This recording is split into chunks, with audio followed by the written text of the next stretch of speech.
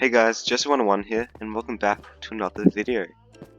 In this video, we'll be looking at tutorial number 3, a money transfer system. So I've made a money transferring system, which you can use to transfer money between two players. Yeah, very simple. So you might have noticed that the coin scoreboard now has the mine coin emoji. And yeah, you can use, there's some like custom emojis type thing that Mojang actually supports in game. So that's pretty cool. Okay guys, let's get into the tutorial. So I'm going to go into the donate box, and yeah, I can't get out. Once I'm in here, I'm stuck in here, and nobody else can come in. Only when I leave is it to open again. You can only go in the box when there's nobody in the box, and that's the same with the receive box. And if you go in here and I try to donate 1 coin, it fails. So I both have insufficient coins, and there's also no player in the receiving box to receive my coins. The same goes right here. So if I give myself 1 coin, for example, I now have 1 coin on the scoreboard. So if I go in here, it only says that there is no player in the receiving box to receive the coins, because you still have the right number. You still have the right number of coins. There's just no player in the receiving box. Whereas if you try to donate 10, you don't have enough coins, and there's also no player in the receiving box. So it still says insufficient coins. So if I give myself 10 more, you can see that that's no longer an issue as well. So yeah. Okay, so now I'm going to get my good friend Potato into the world, and I'll show you how it actually works between players.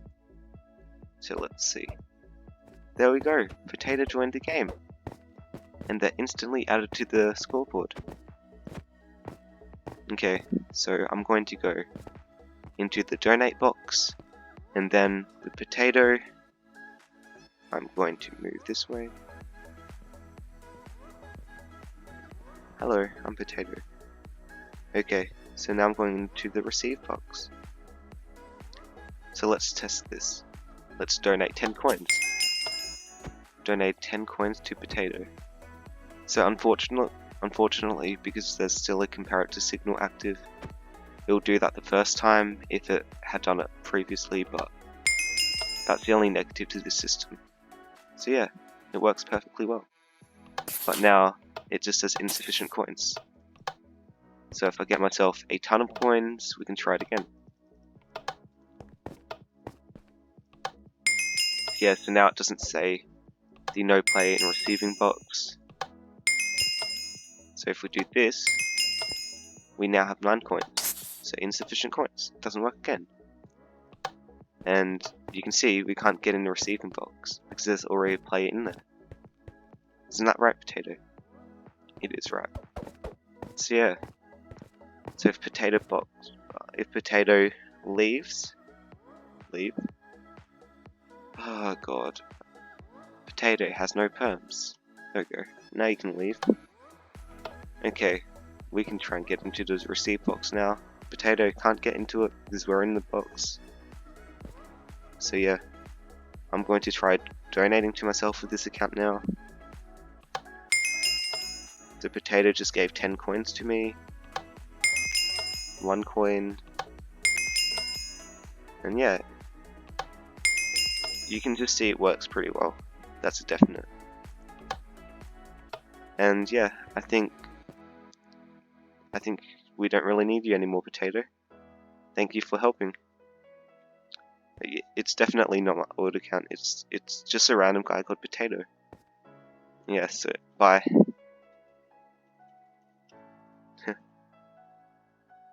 Damn, I just don't like potatoes that much. They're not very good. So I just reset my coins, I guess.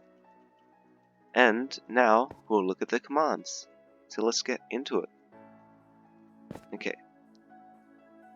So first things first. Oh, I've got myself trapped in here, that's good.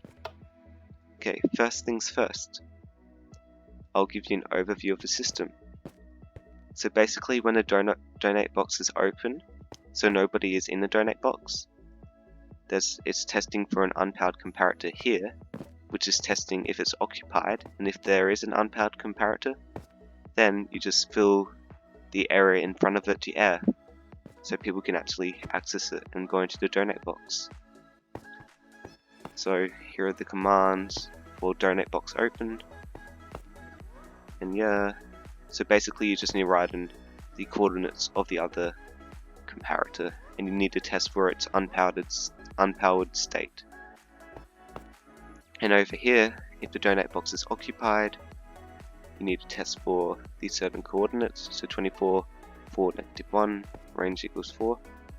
Give you an example right here. So anybody within the range of 4 in this box, so like all around this box, means that it will be closed off by barriers. So yeah, that's how the coordinates work. So you'll have to change it to fit in with your coordinates. So you need to test for the player, and if it's a player, you fill it with barrier. And yeah, this is basically the same thing with the receive box, except the coordinates are obviously different. So this is a receive box open, again testing for the unpowered comparator, and then making it air in front. Same thing here, same thing here. And right here, okay, so this is where it starts to get a little bit more complicated. Basically, when it's every time one of these buttons are pressed, a scoreboard is changed. So the scoreboard of donate is set to 10 when you're trying to donate $10, and the scoreboard here is set to 1 when you try to donate $1. And then the rest of these are similar, like they're the same. They're the only differences on both sides. So I'll show you these real quick.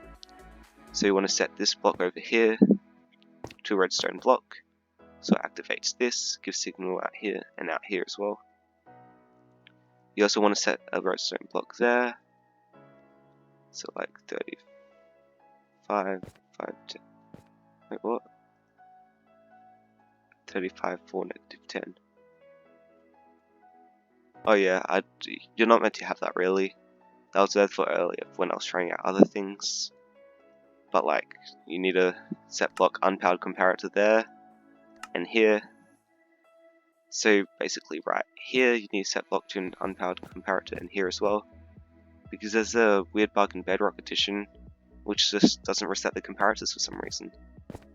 So, for example, when I showed you the donate example, I tried giving them 10 coins and it said there's no play in the receiving box, but it still worked. That was because the comparator didn't have time to reset and it was still powered, even though there was like a play in the receive box. It was just bugged out. So unfortunately, you need to just reset the comparator signals. It's a minor issue, but it can definitely be fixed. It's kind of annoying though. But yeah, it took me a while to figure it out because I was like, why is the signal staying like that? There's a play in the receiving box. So yeah, that's a pretty unfortunate thing. That it will sometimes bug out and say something like that, but apart from that, it's perfect and it doesn't actually affect anything. Okay, so let's check this out. So basically, the thing right here is setting how much you are trying to give to the other player. So it can determine whether you have enough money, and it can give the right amount of money, etc. So for example, let's start off with $1. So if scores of donate is equal to 1, and there is a person in the donate box, then clone this. So this one over here. Wait, whoops. Okay, let's just look at this. I'll show you this command. Then you want to clone this one over here. Over here. So this is testing if they have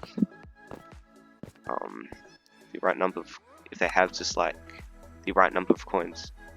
So if after that, you also want to have another clone command which is cloning this bottom section down here. Again, your coordinates will be different depending on how your system is working, but then you can just do this, this, this, and this. And all of this will be pasted down here, apart from these two ones, which just play the sounds to both players.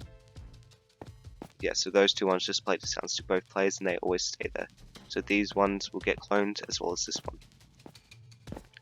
Additionally, if you press the donate 10 button, there's a clone command for this one right here, which is this, and this will just check if you have less than $10,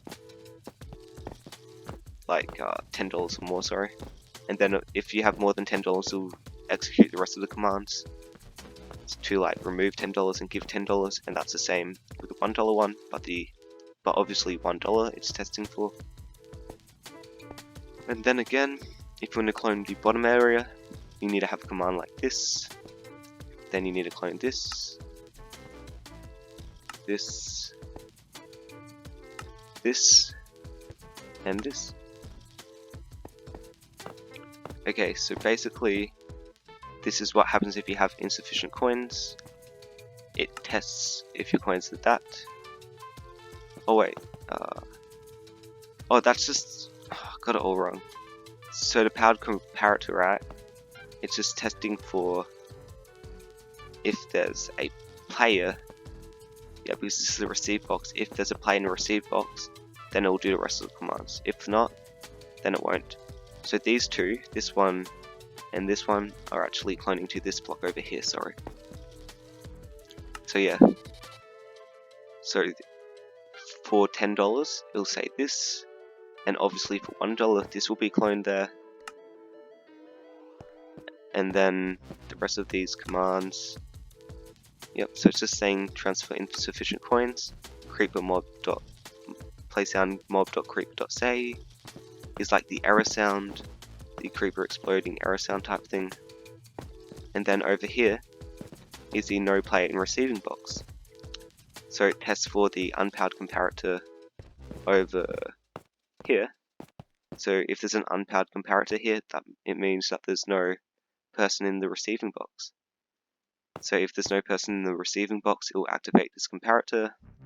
Then it will tell row this, there is no player in the receiving box to receive your coins. And then an error sound of the creeper again. And yeah. I'll quickly show you guys these commands as well. It's very simple, these ones. So for +1 mine coin, I'll break it right here to show you. You need to first have this. Pretty straightforward. And this. I'll do a future video to explain how to get these emojis in game so you can customize it yourself as well.